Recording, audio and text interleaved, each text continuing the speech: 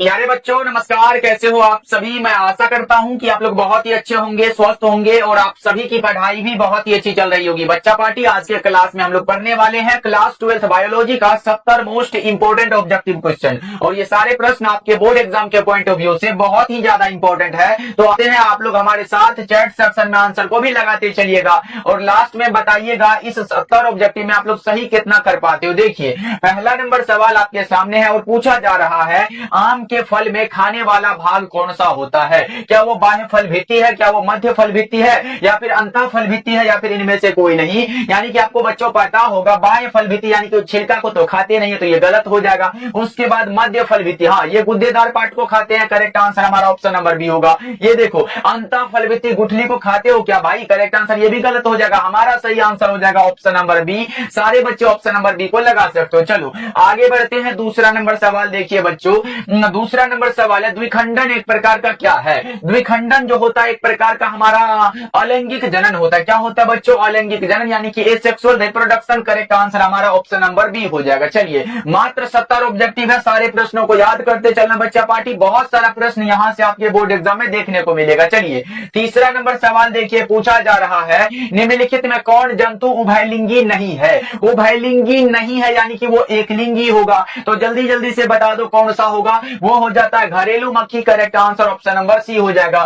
फीता कृमि हुआ, जोक हुआ, केचुआ हुआ, ये सब क्या है इसमें उभयलिंगी। ये उभयलिंगी प्राणी है, जो नहीं है वो हमारा घरेलू मक्खी हो जाएगा बच्चों। चलो आगे बढ़ते हैं। फोर्थ नंबर सवाल देखिए, फोर्थ नंबर सवाल है अंड प्रजक प्राणी है। अंड प्रजक कौन सा प्राणी है। मुर्गी भी है, सांप भी है, मगरमच्छ भी है। तो करेक्ट आंसर क्या होगा बच्चों, ऑप्शन नंबर डी हो जाएगा। फोर का क्या लगा रहे हो बच्चा पार्टी, ऑप्शन नंबर डी बिल्कुल ही सही आंसर हो जाएगा। सभी बच्चे हमारे साथ आंसर को लगाते हैं। चलो चलो हम पांचवा नंबर सवाल देखिए, पूछा जा रहा है काजू निम्नांकित में से कैसा फल कहलाता है। काजू कहलाता है नट फल। कैसा फल बच्चों, नट फल कहलाता है। 5 नंबर सवाल का जवाब करेक्ट आंसर डी हो जाएगा। चलो 6 नंबर सवाल देखिए, जनक समान जीव प्राप्त हो सकता है यानी कि पेरेंट के समान अगर जीव प्राप्त करना हो वो होता है विखंडन के द्वारा। किसके द्वारा बच्चों, विखंडन के द्वारा। करेक्ट आंसर हमारा 6 का करेक्ट डी हो जाएगा। ओके चलिए 7 नंबर सवाल है, ये रहा आपके सामने, बताते चलो चमगादड़ द्वारा परागण क्या कहलाता है। बहुत ही अच्छा प्रश्न है। 7 नंबर सवाल का जवाब जल्दी जल्दी से बता दो।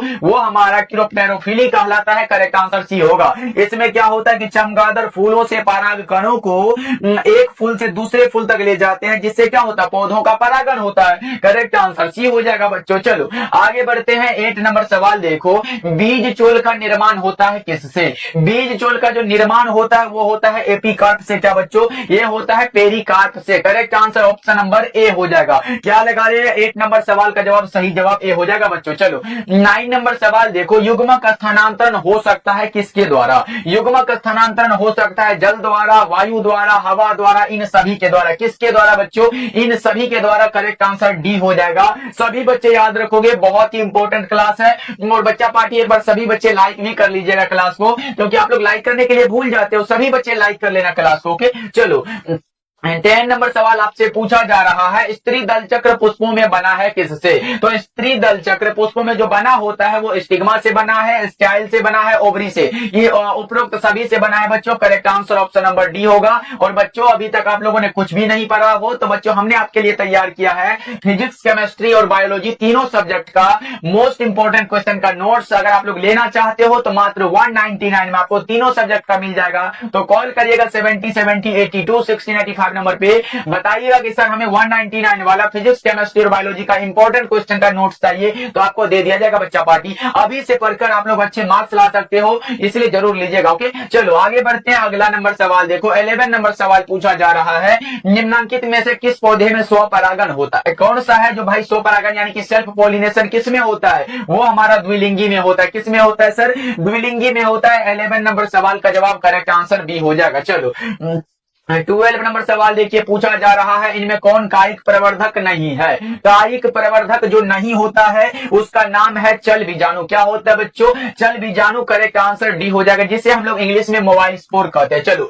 भ्रूणपोष का कार्य क्या होता है, भ्रूण को पोषण देना। देखो कितना आसान आसान प्रश्न है, लेकिन आपके एग्जाम में पूछा जा चुका है बच्चों, इसलिए सारे प्रश्नों को याद करते चलो। चलो आगे बढ़ते हैं। 14 नंबर सवाल देखो, पूछा जा रहा है भ्रूणकोष की सेंट्रल कोशिका क्या है। भ्रूणकोष की सेंट्रल कोशिका है द्वितीय केंद्र क्या है बच्चों? Secondary nucleus. Correct answer option number B हो जाएगा। चलिए आगे बढ़ते हैं। 15 नंबर सवाल देखो पूछा जा रहा है, जल्दी जल्दी से बच्चा पार्टी लगा दो चैट सेक्शन में। प्रत्येक पादप कोशिका से पूर्ण पौधा बन सकता है और इस गुण को क्या कहेंगे आप लोग बता दो जल्दी जल्दी से। बहुत अच्छे।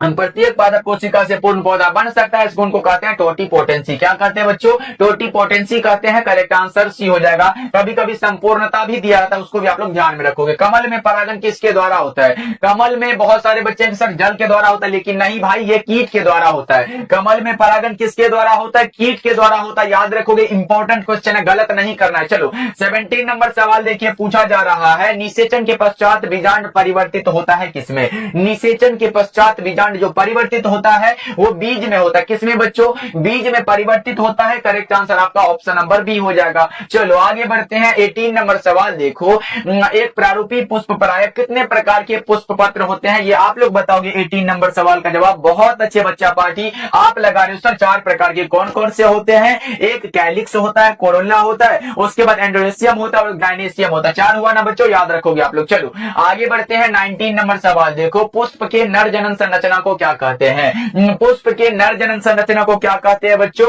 उसे पुमंग कहते हैं और मादा जनन संरचना को जायांग कहते हैं। दोनों को याद रख लो, दोनों में से कोई भी एग्जाम में आ गया तो आप लोग छोड़ोगे नहीं बच्चा पार्टी। चलो आगे बढ़ते हैं। 20 नंबर सवाल है, निम्न में से असत्य फल किससे बनता है? असत्य फल का निर्माण किससे होगा ये आप लोग बताओगे। वो होता है पुष्पासन से। असत्य फल का निर्माण जो होता है वो पुष्पासन से होता है बच्चों। करेक्ट आंसर बी हो जाएगा। जैसे एग्जांपल में बात करें तो सेब और नाशपाती क्या है? ये असत्य फल है, क्योंकि ये अंडाशय के अलावा पुष्पासन से भी बनते हैं। करेक्ट आंसर बी होगा। और सत्य फल सिर्फ अंडाशय से बनता है, याद रहे बच्चों, बहुत इंपॉर्टेंट है। चलो आगे बढ़ते हैं। 21 नंबर सवाल देखो, प्रोजेस्टेरोन हार्मोन का स्रावन किसके द्वारा होता है? प्रोजेस्टेरोन हार्मोन का जो स्रावन होता है वो कॉर्पस ल्यूटियम के द्वारा होता है। बहुत इंपॉर्टेंट क्वेश्चन है बच्चों, ये प्रश्न हर एक बार आपके एग्जाम में देखने को मिलता है, तो याद रखिएगा आप लोग। चलिए आगे बढ़ते हैं। 22 नंबर सवाल देखो, एक स्वस्थ महिला के पूरे जीवन काल में उत्पन्न कुल अंडों की संख्या कितनी है? 400 है बच्चों। 22 का करेक्ट आंसर बी हो जाएगा। नेक्स्ट नंबर सवाल देखो पूछा जा रहा है, गर्भाशय किससे संबंधित है? गर्भाशय संबंधित है मादा यानी कि स्त्री जनन तंत्र से बच्चों। सही जवाब भी होगा। ये तो भाई सबको पता होगा कि सर मादा यानी कि स्त्री जनन तंत्र से ही गर्भाशय संबंधित होता है। Correct answer option number B हो जाएगा। चलिए 24 नंबर सवाल को देखिए पूछा जा रहा है, कोशिकीय अवस्था में भ्रूण क्या कहलाता है? कोशिकीय अवस्था में भ्रूण जो कहलाता है उसका नाम होता है मोरुल्ला। क्या है बच्चों? मोरुल्ला। करेक्ट आंसर बी हो जाएगा। चलो जी आगे बढ़ते हैं। अगला नंबर सवाल देखो, 25 नंबर सवाल है, फैलोपियन नलिका का अंडाशय से निकटस्थ भाग जो होता है उसे क्या कहते हैं? बहुत सारे बच्चे क्या लगा रहे? संकीर्ण पथ गलत आंसर है। गर्भाशय ग्रीवा गलत आंसर है। तुम्बिका गलत है। करेक्ट आंसर डी होगा, जिसे हम लोग वायु कोष्ठिका बोलते हैं। सही जवाब बी हो जाएगा। चलो आगे बढ़ते हैं। 26 नंबर सवाल देखो, किस हार्मोन के द्वारा अंडोत्सर्ग नियंत्रण होता है? कौन सा हार्मोन है जिसके द्वारा अंडोत्सर्ग नियंत्रण होता है? तो वो होता है ल्यूटिनाइजिंग हार्मोन और follicle stimulating hormone. Correct answer D होगा क्या बच्चों? ऑप्शन डी लगा सकते हो 26 नंबर सवाल का जवाब। चलो 27 नंबर सवाल की ओर बढ़े तो हमारे सामने ऐसा प्रश्न आ चुका है, तो जल्दी जल्दी से लगा दो। और ये अभी हमने बताया है कि कॉर्पस ल्यूटियम के द्वारा स्रावित होने वाला जो हार्मोन होता है उसका नाम सर प्रोजेस्टेरोन होता है। क्या होता है? प्रोजेस्टेरोन होता है। करेक्ट आंसर सी होगा। और जितने भी बच्चे वो नोट्स हमारा ले चुके हो बच्चा पार्टी, आपसे बार बार यही अनुरोध है कि उसे एग्जाम तक में खत्म कर लो। उसके बाद सब्जेक्टिव और ऑब्जेक्टिव दोनों का टेंशन खत्म, यानी कि फिजिक्स केमिस्ट्री और बायोलॉजी तीनों का टेंशन खत्म हो जाएगा। और जितने भी बच्चे नहीं लिए हो तो भाई ये अनुरोध है, इसे लास्ट टाइम में पढ़ के आप अच्छे मार्क्स ला सकते हो। अगर आप हम पे भरोसा करते हो तो भाई उसको जरूर पढ़ना। ओके बच्चों, मात्र 199 में दिया जा रहा है। 70 70 82 16 85 नंबर पे अभी कॉल करिएगा, पूछिएगा सर हमें 199 वाला फिजिक्स केमिस्ट्री बायोलॉजी का पीडीएफ चाहिए। चलो आगे बढ़ते हैं। 28 नंबर सवाल देखो, नर हार्मोन्स की उत्पत्ति कहां से होती है? भाई नर हार्मोन्स की उत्पत्ति जो होती है वो वृषण से होती है। किससे होती है बच्चा पार्टी? वृषण से। करेक्ट आंसर सी हो जाएगा। चलो 29 नंबर सवाल देखो, मानव भ्रूण संरक्षित रहता है किसमें? मानव भ्रूण जो संरक्षित रहता है वो होता है एमनियोटिक गुहा में। किसमें बच्चों? एमनियोटिक गुहा में। करेक्ट आंसर बी हो जाएगा। चलो जी आगे बढ़ते हैं। 30 नंबर सवाल देखो, मानव शुक्राणु के एक्रोसोम का निर्माण होता है किसके द्वारा? एक्रोसोम का जो निर्माण होता है वो गोल्जी काय के द्वारा होता है। किसके द्वारा बच्चों? गोल्जी काय के द्वारा। करेक्ट आंसर सी हो जाएगा। चलो 31 नंबर सवाल देखो, 2001 की जनगणना के अनुसार भारत की जनसंख्या वृद्धि दर क्या है? 2001 की जनगणना के अनुसार पूछा गया बच्चों, वो है लगभग लगभग 2% करेक्ट आंसर सी होगा। याद रखोगे बच्चों, इंपॉर्टेंट क्वेश्चन है। चलो आगे बढ़ते हैं। 32 नंबर सवाल देखो, कैपेसिटेशन एक प्राकृतिक क्रिया है जो क्या होती है, किसमें होती है, ये आप लोग बता दो। वो होती है मादा जनन मार्ग में। करेक्ट आंसर बी हो जाएगा। बच्चों डेली क्लास का टाइम है शाम के 6 बजे और शाम के 8 बजे, तो जरूर ज्वाइन करिएगा। डेली शाम के 6 बजे भी क्लास होता है और शाम के 8 बजे भी, तो सारे बच्चे ज्वाइन करिएगा। उसके बाद मिलके तहलका मचाएंगे भाई। देखो 33 नंबर सवाल है, गर्भ निरोध गोली में मौजूद प्रोजेस्टेरोन किस कार्य के लिए होता है, तो वो होता है अंडोत्सर्ग को रोकने के लिए। कौन सा बच्चों, option number B right answer हो जाएगा। चलो जी आगे बढ़ते हैं। 34 नंबर सवाल देखो, यौन संचारित रोग कौन सा है, वो गोनोरिया है, सिफिलिस है, हर्पिस है, इनमें से सभी। क्या होगा, 34 का डी हो जाएगा। जो यौन संबंधों के माध्यम से एक व्यक्ति में दूसरे व्यक्ति में फैल जाते हैं उसे क्या कहते हैं भाई, यौन संचारित रोग कहते हैं। याद रहेगा ना। आगे बढ़ते हैं। 35 नंबर सवाल देखो, संतानोत्पत्ति नियंत्रण के क्या उपाय है, कौन कौन से विधियां है, हार्मोनल विधियां है, प्राकृतिक विधियां है, रासायनिक विधियां है, यांत्रिक विधियां है, ये सारे के सारे विधि के द्वारा हो सकता है। करेक्ट आंसर आप डी लगा सकते हो बच्चों। इंग्लिश मीडियम वालों के लिए भी नीचे दिया गया है, याद रखोगे आप लोग। चलो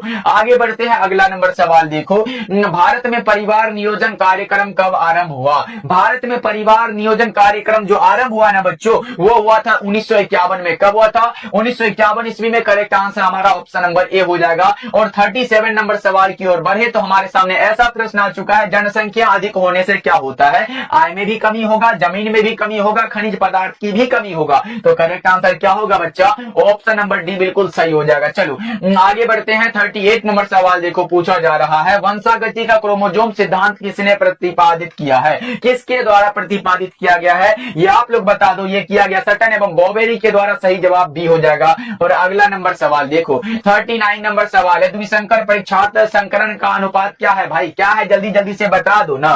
ओके ओके बता दो कौन सा होगा, 1:1:1:1 होता है। करेक्ट आंसर सी हो जाएगा। चलो 40 नंबर सवाल है, मानव नर की आनुवांशिक पहचान किसके द्वारा की जाती है। मानव नर की आनुवांशिक पहचान जो की जाती है बच्चों, वो किसके द्वारा की जाती है, तो वो लिंग गुणसूत्रों के द्वारा। 40 नंबर सवाल का जवाब करेक्ट आंसर डी हो जाएगा। 40 का डी लगा रहे क्या बच्चा पार्टी, बहुत अच्छे। चलो आगे बढ़ते हैं। 41 नंबर सवाल देखो, पृथक्करण के सिद्धांत को और क्या कहते हैं। अभी से भी अगर भाई अभी तक आप लोगों ने पढ़ना शुरू नहीं किया ना भाई, बहुत ही गलत कर रहे हो। अभी से भी पढ़कर आप अच्छे मार्क्स ला सकते हो, तो अभी से भी पढ़ना स्टार्ट कर दो भाई, क्योंकि बहुत ही कम समय बचा है। जो चाहते हो कि सर हमारा इतना नंबर आ जाए, बहुत ही अच्छा मार्क्स आए, तो इसके लिए पढ़ना ही पड़ता है, इसके सिवा कोई भी उपाय नहीं है भाई। इसलिए पढ़ाई करो, क्योंकि अपने माता पिता को जो कहे हो कि भाई अच्छे मार्क्स लेके आएंगे, तो ऐसे नहीं हो जाएगा। मोबाइल में रील्स देखने से ऐसे काम नहीं चलेगा। अभी से भी स्टार्ट कर दो भाई, बहुत ही गलत कर रहे हो आप लोग। देखो पृथक्करण के सिद्धांत को क्या कहते हैं, सबको पता है सर, युग्मकों की शुद्धता का नियम कहते हैं। करेक्ट आंसर सी हो जाएगा। 41 का सी लगा रहे हो, बहुत अच्छे। चलो आगे बढ़ते हैं। 42 नंबर सवाल देखो, पूछा जा रहा है, 21वें गुणसूत्र के ट्राइसोमी में कौन सी आनुवांशिक बीमारी होती है, कौन सी आनुवांशिक बीमारी होती है, ये तो सबको पता है। कौन सी होती है बच्चा पार्टी, चैट सेक्शन में दिखा दो answer. Okay sir, down syndrome. Correct answer D हो जाएगा। चलो आगे बढ़ते हैं। अगला नंबर सवाल देखो, मनुष्य में मात्रात्मक लक्षण का उदाहरण क्या है, क्या है भाई, त्वचा का रंग है। करेक्ट आंसर बी हो जाएगा। ये सब आसान आसान प्रश्न है, आप लोग गलत करके नहीं आओगे। देखो एक जीन के विभिन्न रूपों को क्या कहा जाता है, एक जीन के विभिन्न रूपों को कहा जाता है एलील। क्या कहा जाता है बच्चों, याद रखिएगा, एलील कहा जाता है। तो किस ऑप्शन में दिया गया है, करेक्ट आंसर बी में दिया गया, यानी कि हिंदी में कहें तो युग्मक विकल्पी कहते हैं। चलो आगे बढ़ते हैं बच्चों। 45 नंबर सवाल देखो, अधिकांश उत्परिवर्तन क्या है, वो अप्रभावी होता है, क्षीण होता है बच्चों। सही जवाब ए हो जाएगा 45 का। चलो आगे बढ़ते हैं। 46 नंबर सवाल देखो, ZZ/ZW तरह का लिंग निर्धारण किसमें देखा गया था, वो देखा गया था मोर में, ऐसे मुर्गियों में भी होता है। करेक्ट आंसर सी हो जाएगा जी। चलो आगे बढ़ते हैं। 47 नंबर सवाल देखो, पूछा जा रहा है और जल्दी जल्दी से आंसर आप लोग बता दो। ओके, आरएनए के किस रूप की संरचना त्रिपर्णी के जैसी होती है, उसका नाम होता है टीआरएनए। क्या होता है बच्चों, टीआरएनए। 47 का करेक्ट आंसर डी हो जाएगा। बहुत अच्छे बच्चों। चलो आगे बढ़ते हैं। अगला नंबर सवाल देखो, पूछा जा रहा है क्या, डीएनए के कूट क्रम क्या कहलाते हैं। डीएनए के कूट क्रम जो कहलाते हैं उसका नाम होता है क्या बच्चों, उसका नाम है हमारा एक्सोन। क्या है, एक्सोन हो जाएगा। आगे बढ़ते हैं। 49 नंबर सवाल देखो, ओपेरोन मॉडल क्या प्रदर्शित करता है, जीन का रेगुलेशन। क्या करता है सर, जीन का रेगुलेशन करता है। करेक्ट आंसर सी हो जाएगा। चलो जी 50 नंबर सवाल देखो, लेक ओपेरोन में कितने संरचनात्मक जीन होते हैं, लेक ओपेरोन में कितने संरचनात्मक जीन होते हैं, तो एक होता है जेड, दूसरा होता है वाई तथा ए होता है। कितना हुआ? 3 हुआ क्या बच्चों? सही जवाब ऑप्शन नंबर सी हो जाएगा। चलो 51 नंबर सवाल देखो, पूराजीवी प्रमाण किसके अध्ययन पर आधारित है?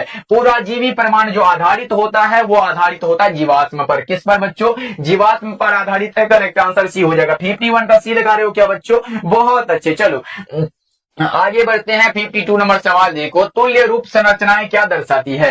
तुल्य रूप संरचनाएं जो दर्शाती है उसका नाम क्या है? अभिसारी विकास। करेक्ट आंसर बी हो जाएगा। और आगे बढ़ते हैं बच्चों। 53 नंबर सवाल देखो, नई प्रजातियों के निर्माण का महत्वपूर्ण कारक क्या है? वो म्यूटेशन होता है बच्चों। क्या होता है? उत्परिवर्तन होता है। सही जवाब बी हो जाएगा। चलो जी आगे बढ़ते हैं। 54 नंबर सवाल देखो, ये रहा आपके सामने, बता दो डार्विन फिंचेज इनमें से किसका उदाहरण है? डार्विन फिंचेज किसका उदाहरण है बच्चों? अनुकूली विकिरण का। Correct answer option number B हो जाएगा। चलो आगे बढ़ते हैं। अगला नंबर सवाल देखो, 55 नंबर सवाल है, एंट अमीबा इनमें से क्या है? एंट अमीबा क्या है सर? प्रोटोजोआ है। क्या है? प्रोटोजोआ। करेक्ट आंसर सी हो जाएगा। चलिए 56 नंबर सवाल देखो, पूछा जा रहा है निम्नलिखित में कौन असंक्रामक रोग है? असंक्रामक रोग पूछा गया आप लोगों से। जल्दी जल्दी से बता दो। जो एक व्यक्ति से दूसरे व्यक्ति में नहीं फैलता हो वो पूछा गया आप लोगों से। जल्दी से बता दो बच्चा पार्टी। वो हो जाता है कैंसर, जो कि एक दूसरे से दूसरे व्यक्ति में नहीं फैलता। ओके बच्चों आगे बढ़ते हैं। 57 नंबर सवाल देखो, निम्नलिखित में से किस रिक्त कोशिका को पीएनएमएल कहते हैं? जल्दी से बता दो। निम्नलिखित में से किस रक्त कोशिका को पीएमएनएल कहते हैं? जल्दी से बताओ ना बच्चा पार्टी। पीएमएनएल क्या होता है सर? वो होता है हमारा पॉलीमोर्फोन्यूक्लियर ल्यूकोसाइट्स होता है। तो जल्दी से बता दो क्या होगा? तो वो हमारा हो जाता है न्यूट्रोफिल। करेक्ट आंसर सी हो जाएगा। चलो 58 नंबर सवाल देखो, ऑन्कोजीन इनमें से किसके लिए उत्तरदायी होता है? ऑन्कोजीन जो उत्तरदायी होता है वो किसके लिए होता है? कैंसर के लिए होता है क्या बच्चों? सही जवाब ये होगा 58 नंबर सवाल का जवाब। और आगे बढ़ते हैं। अगला नंबर सवाल देखो, 59 नंबर सवाल है, पादप कोशिका से संपूर्ण पौधा बनाने की क्षमता को क्या कहते हैं? तो हमने बताया था सर वो हमें क्या कहते हैं? तो वो टोटिपोटेंसी हमने शुरू में बताया था। और यहाँ हिंदी में लिखा गया पूर्ण सशक्तता। करेक्ट आंसर सी होगा। 59 का क्या लगा रहे बच्चों? ऑप्शन सी होगा। इसे हम लोग संपूर्णता भी बोलते हैं। क्या बोलते हैं बच्चों? याद रखोगे, संपूर्णता भी इसे बोलते हैं। तो याद रखिए ये सब इंपॉर्टेंट है, आएगा एग्जाम में तो छोड़ के आप लोग नहीं आओगे। चलो आगे बढ़ते हैं। अगला नंबर सवाल देखो, 60 नंबर सवाल है, पीसी कल्चर यानी कि मत्स्य पालन किससे संबंधित होता है? मत्स्य पालन किससे संबंधित है? तो वो होता है जलीय पौधों से, जलीय जंतुओं से। रेशम के अरे भाई जलीय जंतुओं से ही होगा, जलीय पौधा से नहीं होता है। 60 नंबर सवाल का जवाब करेक्ट आंसर बी हो जाएगा। चलो आगे बढ़ते हैं। अगला नंबर सवाल देखो, शहद का निर्माण कौन करती है? शहद का निर्माण यानी कि एक ही छत्ता में जो देखते हो ना, ये तीनों मधुमक्खी लटका रहता है ऐसे करके, लेकिन शहद का जो निर्माण करती है वो कार्यकर्ता मधुमक्खी यानी कि सेवक मधुमक्खी करती है। आगे बढ़ते हैं। 62 नंबर सवाल देखो, मेहसाना किसकी प्रजाति है? मेहसाना भैंस की प्रजाति है। मेहसाना आए या फिर सुरती आए, ये दोनों क्या है? भैंस की प्रजाति है। करेक्ट आंसर बी हो जाएगा। चलो आगे बढ़ते हैं। 63 नंबर सवाल देखो, दूध को दही में बदलने से किस विटामिन की मात्रा बढ़ जाती है? कौन सा विटामिन है भाई जिसका मात्रा बढ़ जाता है? उसका नाम है विटामिन B12। क्या है बच्चों? Vitamin B12। Correct answer A हो जाएगा। चलो 64 नंबर सवाल देखो, नील हरित शैवाल किस खेत के लिए उपयोगी जैव उर्वरक है? नील हरित शैवाल किस खेत के लिए उपयोगी जैव उर्वरक है? उसका नाम है चावल। क्या है बच्चों? चावल। करेक्ट आंसर डी हो जाएगा। चलो 65 नंबर सवाल देखो, क्राइजीन बॉल कृमि से किस फसल को बचाता है? क्राइजीन जीन जो है बॉल कृमि से बचाता है कपास की खेती को। किसको बच्चों? कपास की खेती को। Correct answer option number A होगा। 65 का ये लगाए हो क्या बच्चों? बहुत अच्छे। चरम समुदाय किस क्षेत्र में पाया जाता है? देखो कितना आसान आसान सवाल है भाई, एक भी प्रश्न नहीं छोड़ के आओगे। चरम समुदाय संतुलित क्षेत्र में होता है क्या? करेक्ट आंसर आपका ऑप्शन नंबर ए हो जाएगा। क्लास को बच्चा पार्टी लाइक करते चलना आप लोग। देखो 67 नंबर सवाल है, वह हवा के वेग को किस यंत्र के द्वारा मापा जाता है? हवा के वेग को मापा जाता है एनीमोमीटर के द्वारा। किसके द्वारा सर? एनीमोमीटर के द्वारा। करेक्ट आंसर ए हो जाएगा। चलो 68 नंबर सवाल देखो ना भाई, 68 नंबर सवाल है, मानव जनसंख्या का अध्ययन क्या कहलाता है? मानव जनसंख्या का अध्ययन जो अगर पूछे ना क्या कहलाएगा, वो कहलाता है हमारा डेमोग्राफी। क्या कहलाता है बच्चों? डेमोग्राफी, जिसे हम लोग क्या कहते हैं? जनसांख्यिकी भी बोलते हैं। याद रखोगे, बहुत इंपॉर्टेंट है। ओके चलो आगे बढ़ते हैं। अगला नंबर सवाल देखो, पूछा जा रहा है क्या, पादपों में सर्वाधिक पाया जाने वाला कौन सा तत्व है जिसका नाम है कार्बन? क्या है बच्चों? कार्बन। करेक्ट आंसर डी होगा। सभी बच्चे याद रखोगे। और आज के क्लास का ये लास्ट सवाल है, मानस अभ्यारण्य अवस्थित है कहां? वो असम में है सर। कहां है? असम में। 70 नंबर सवाल का जवाब करेक्ट आंसर ए हो जाएगा।